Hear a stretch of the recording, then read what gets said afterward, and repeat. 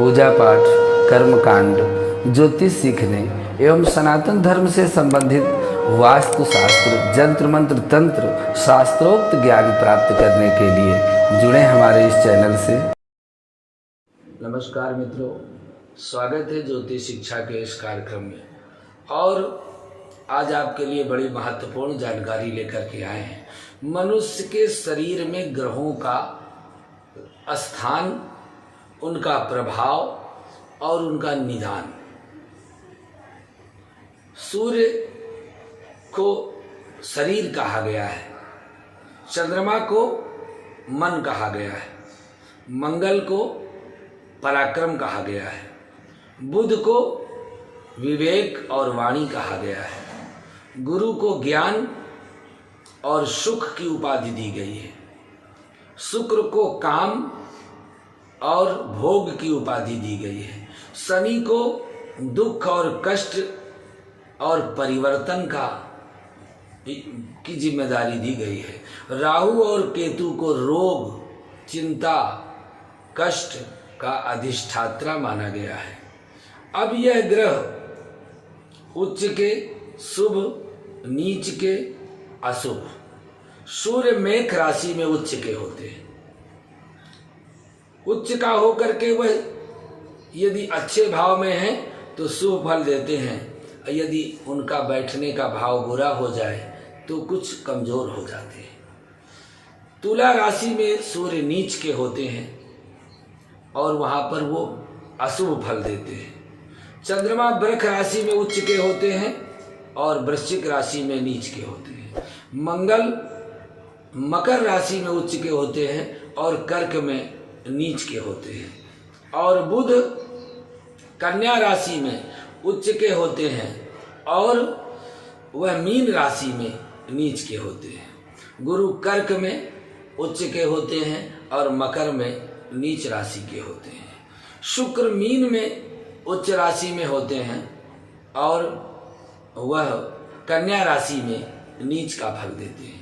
शनि ग्रह तुला राशि में उच्च के होते हैं और वह मेष राशि में नीच के होकर अशुभ फल देते हैं। राहु मिथुन राशि में उच्च के होकर शुभ फल देते हैं और धनु में नीच का फल देते हैं। केतु धनु में उच्च के होकर शुभ फल देते हैं, मिथुन में नीच के होकर के अशुभ फल देते हैं। ध्यान रहे कि सिंह एवं कुंभ राशि में कोई भी ग्रह उच्च का या नीच का नहीं होता है।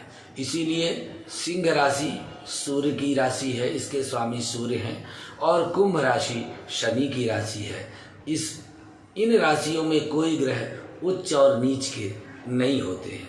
ज्योतिष सिद्धांत के अनुसार संक्षिप्त में यह जानना जरूरी है कि ग्रह दोषों से उत्पन्न जो रोग और बीमारियां हैं, उनके निवारण, किस ग्रह से क्या नकारात्मक प्रभाव, साथ में उक्त ग्रह दोषों का यदि योग बन गया है तो उससे मुक्ति कैसे मिले, यह जानकारी आपको देने का प्रयास करते हैं।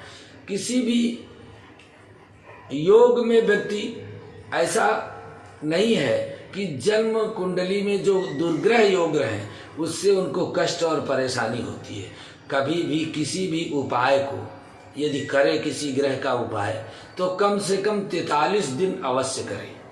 इससे कम करने पर उसका फल प्राप्त नहीं होता है।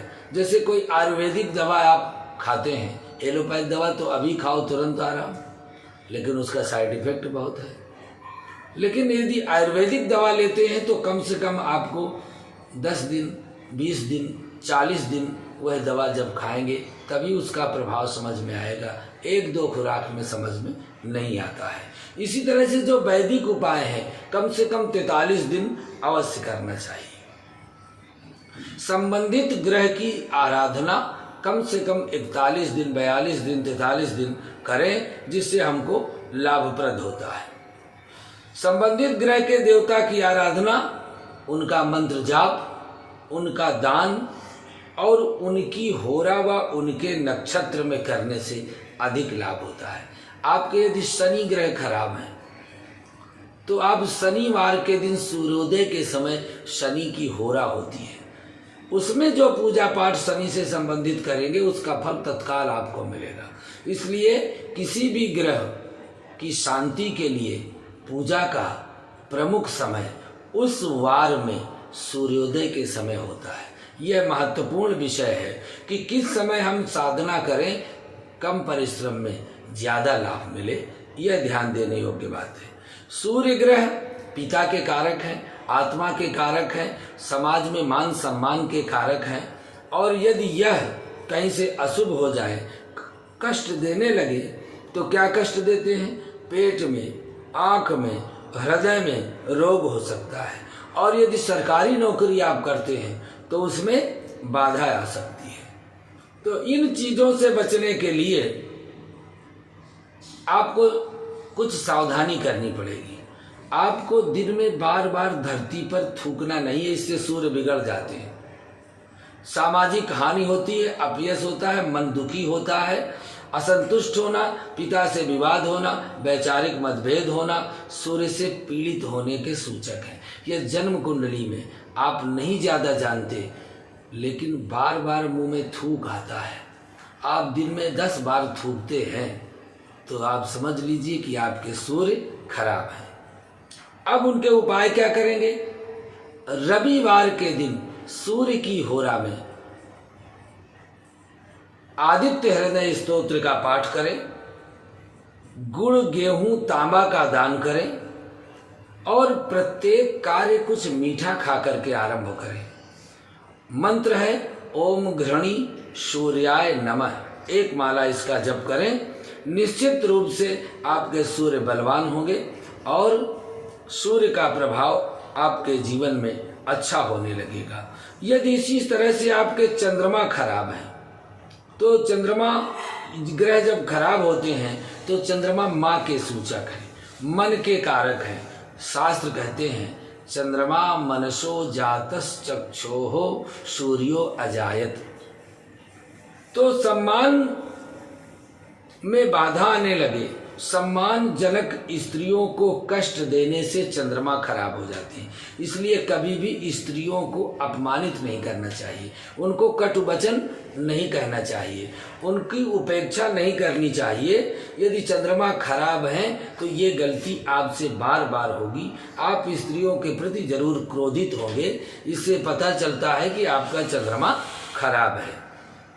इसलिए चंद्रमा ग्रह की शांति के लिए, चंद्रमा के दुष्प्रभाव से बचने के लिए क्या क्या दुष्प्रभाव हैं? माता को कष्ट, इस तरह से स्वास्थ्य में माता के बाधा, दूध देने वाले पशुओं की मृत्यु, स्मरण शक्ति कमजोर होना, घर में पानी की कमी आ जाती है, नलकूप कुएं आदि सूख जाते हैं, मानसिक तनाव रहना, मन में घबराहट रहना, तरह तरह की शंका आना और मन में अनिश्चितता बनी रहना, यह चंद्रमा के दोष के कारण है।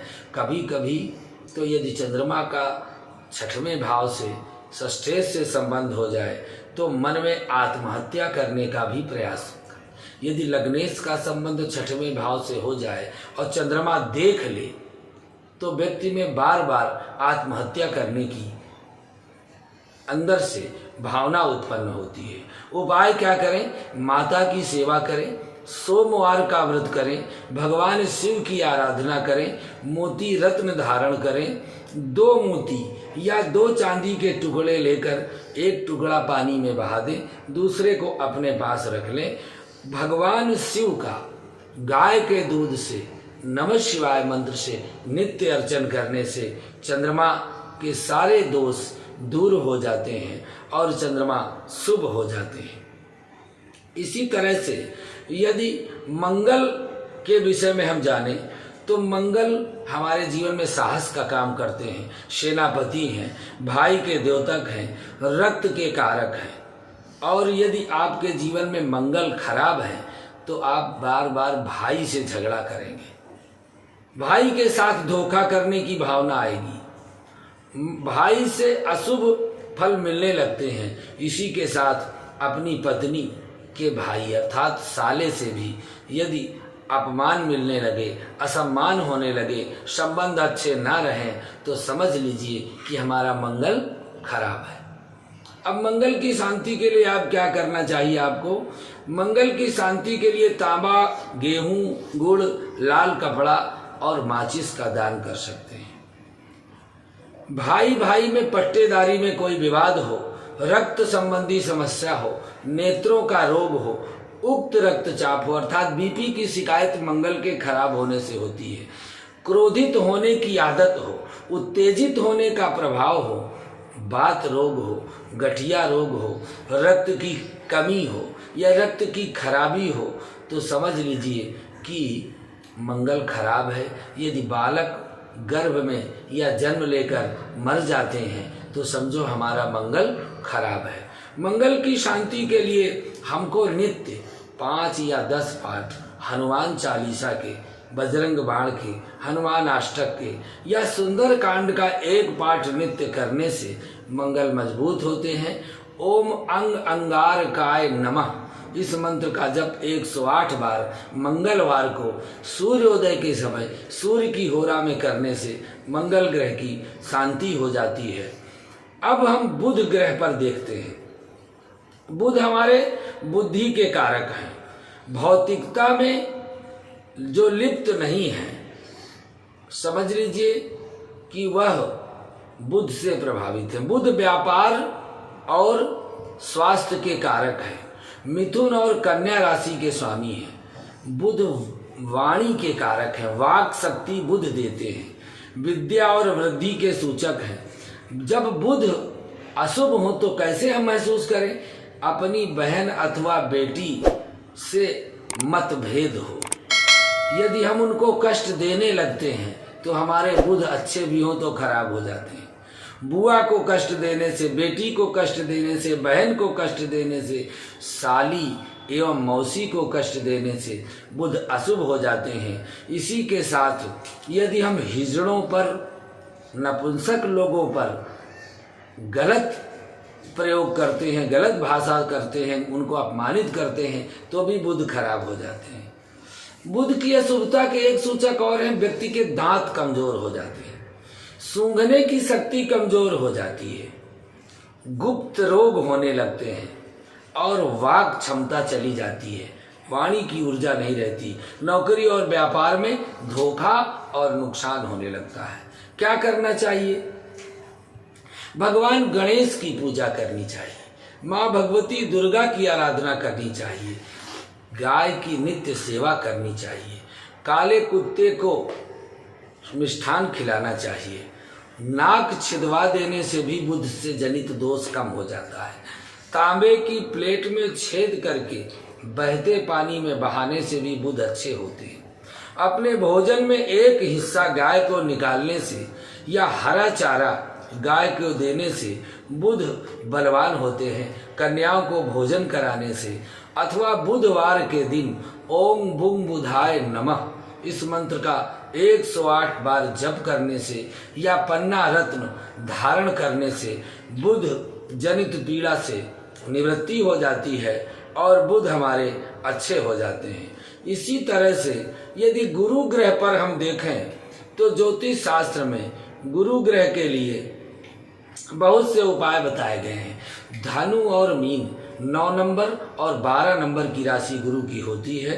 गुरु की अशुभता के लिए अपने दादा, परदादा, नाना को कष्ट देने से यह गुरु खराब हो जाते हैं। साधु संतों, ब्राह्मणों की सेवा करने से, ब्राह्मणों से फ्री काम करवाने से और कोई दक्षिणा न देने से भी गुरु खराब हो जाते हैं। गुरु के खराब होने पर बाल झड़ने लगते हैं, परिवार में तनाव होने लगता है, क्लेश का माहौल हो जाता है, नींद चली जाती है, घर में चोरी होने की संभावना रहती है, आर्थिक नुकसान एकाएक हो जाता है, शिक्षा में बाधा आती है और मान सम्मान तथा अपयश की प्राप्ति होती है।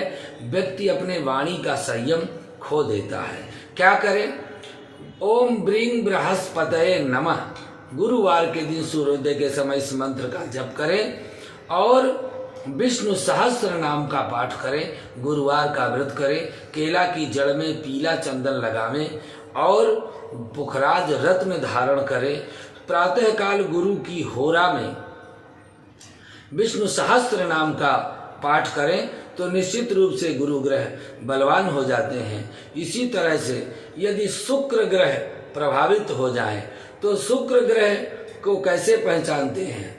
जब शुक्र ग्रह परेशान होते हैं तो वो दो राशियों के स्वामी हैं, तुला और वृक।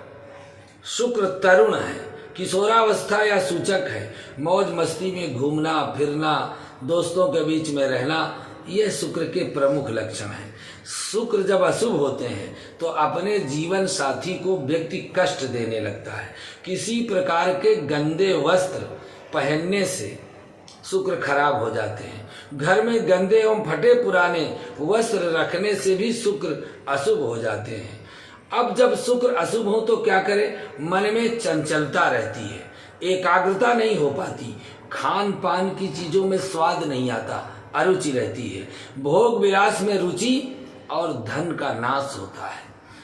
अंगूठे का रोग हो जाता है, अंगूठे में दर्द बना रहता है, चलते समय अंगूठे को चोट लग जाती है, चर्म रोग हो जाता है और स्वप्न दोष की शिकायत हो तो समझो शुक्र खराब है। माँ लक्ष्मी की आराधना करें, श्री सूक्त का पाठ करें, कन्याओं का भोजन करावें, गरीब विद्यार्थियों को विद्या की सामग्री दें। ओम शुं शुक्राय नमः इस मंत्र का जप करें, गाय की सेवा करें और परिवार में शुक्र अर्थात पत्नी को सुख पहुंचावें। उनको किसी भी उनकी मान सम्मान और उनकी भावना का ध्यान रखें तो गुरु ग्रह आपके कभी खराब नहीं होंगे, अच्छा फल देंगे। और शुक्र ग्रह और शुक्रवार के दिन शुक्र की होरा में 108 बार शुं शुक्राय नमः मंत्र का जप करें। एक हीरा धारण कर सकते हैं मध्यमा उंगली में शुक्रवार को, तो निश्चित रूप से आपको शुक्र जनित पीड़ा से लाभ मिलेगा। इसी तरह से शनि ग्रह है, मकर और कुंभ के स्वामी हैं, 9 नंबर और 10 नंबर। इनके दूषित होने पर व्यक्ति अच्छे काम, गतिहीनता आ जाती है, आलसी हो जाता है मनुष्य, ताऊ चाचा से झगड़ा करने लगता है और सब प्रकार की दूषित वस्तुओं को खाने लगता है। दुकान किराए में लेने के बाद खाली नहीं करता, दूसरों की संपत्ति पर कब्जा करने लगता है, उधार पैसा मांगता है। तब शनि अशुभ फल देने लगते हैं। कुंडली में शनि के अशुभ होने पर मकान का हिस्सा गिर जाता है, अंगों के बाल झड़ने लगते हैं और शरीर में विशेष करके निचले हिस्से में, कमर में, हड्डियों में, गांठों में दर्द होने लगता है, वाहन से क्षति होने लगती है, लोहे से नुकसान होता है, घर में अचानक आग लग जाना और किसी वाहन से चोट लग जाना। क्या करें? हनुमान जी की आराधना करें। शनिवार के दिन ओम शं शनिश्चराय मंत्र का सूर्य की सवेरे सूर्योदय के समय शनि की होरा में जप करें। बंदरों को चने खिलाएं, हनुमान जी के मंदिर में पताका लगावें और कौवों को रोटी खिला सकते हैं। काली गाय या काले कुत्ते को रोटी खिलाएं, इससे शनि ग्रह की अशुभता दूर हो जाती है। इसी तरह से यदि हमारे जीवन में राहु खराब है तो हमको मानसिक तनाव होता है, आर्थिक नुकसान होता है, स्वयं को लेकर हम गलत फहमी का शिकार हो जाते हैं, आपसी लोगों से तालमेल खराब कर लेते हैं और क्रोध में वाणी को कठोर अपशब्द बोलने लगते हैं। राहु के खराब होने पर राहु का स्वरूप सर्प का स्वरूप बताया गया है, इसलिए रांग राहवे नमः इस मंत्र का शनि की होरा में सवेरे जप करें और सपेरे आदि को परेशान न करें, बड़े भाई को कष्ट न दें, अपमान न करें। ननिहाल वालों से अपने संबंध अच्छे रहने से राहु खराब भी हो तो अच्छे हो जाते हैं। जब राहु बिना कुंडली देखे हम कैसे समझें कि राहु खराब है? हाथ के नाखून अपने आप टूटने लगते हैं, राज यक्ष्मा रोग टीबी हो जाती है, वाहन से दुर्घटना होती है, पेट में कष्ट होता है, मस्तिष्क में पीड़ा होती है और भोजन में बाल मिलते हैं अपयश की प्राप्ति होती है। ये शनि के खराब होने के लक्षण हैं। हर कार्य में पर राहु के खराब होने के लक्षण है, हर कार्य में विलंब होने लगता है और जल स्थान में कोई न कोई समस्या आ जाती है। तो रांग राहवे नमः इस मंत्र का जप करें और राहु के लिए काला गोमेद धारण करें, मध्यमा उंगली में काले तिल का दान करें और हो सके तो काला उदड़ या काला तिल से दूध में मिलाकर भगवान शिव का अर्चन करें। चंदन, सफेद चंदन की माला धारण करें, सफेद चंदन का परफ्यूम लगावें, परफ्यूम दान करें। निश्चित रूप से कमजोर लोगों को सहयोग करें, राहु अच्छे हो जाते हैं। इसी तरह से यदि केतु ग्रह का दुष्प्रभाव आपको अपने जीवन में देखना है तो राहु की तरह ही केतु का प्रभाव है। भतीजे भांजे का दिल दुखाने से, उनका हक छीनने से, उनका धन खाने से केतु खराब हो जाते हैं। इसीलिए कुंडली में केतु के अशुभ होने पर चर्म रोग होते हैं, मानसिक तनाव होता है, आर्थिक नुकसान होता है, गलतफहमी होती है, तालमेल में कमी आती है, वाणी कठोर हो जाती है, संतान को पीड़ा होती है, मूत्र संबंधी विकार होता है और किडनी खराब होने का डर रहता है। इसलिए मंगलवार के दिन केतु की शांति का उपाय करें। कें केतवे नमः इस मंत्र का जप सवेरे मंगलवार को उनकी होरा पर यह करें। मंगल का दान करें, शिव, दुर्गा या हनुमान जी की आराधना करें।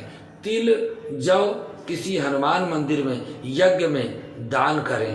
कान को छिदवाकर सोने की बाली धारण करने से भी यह दोष दूर हो जाता है। यदि हम नित्य 5 पाठ हनुमान चालीसा के सूर्य भगवान को सुनाते हैं तो भी केतु जनित बाधा से हमको मुक्ति मिल जाती है। इस तरह से आज हमने आपको सारे ग्रहों का, 9 ग्रहों का क्या उपाय है, कैसे खराब होते हैं, क्या लक्षण हैं, यह बताने का प्रयास किया। आज के लिए बस इतना ही। अगले भाग में किसी महत्वपूर्ण जानकारी के साथ उपस्थित होते हैं। नमस्कार।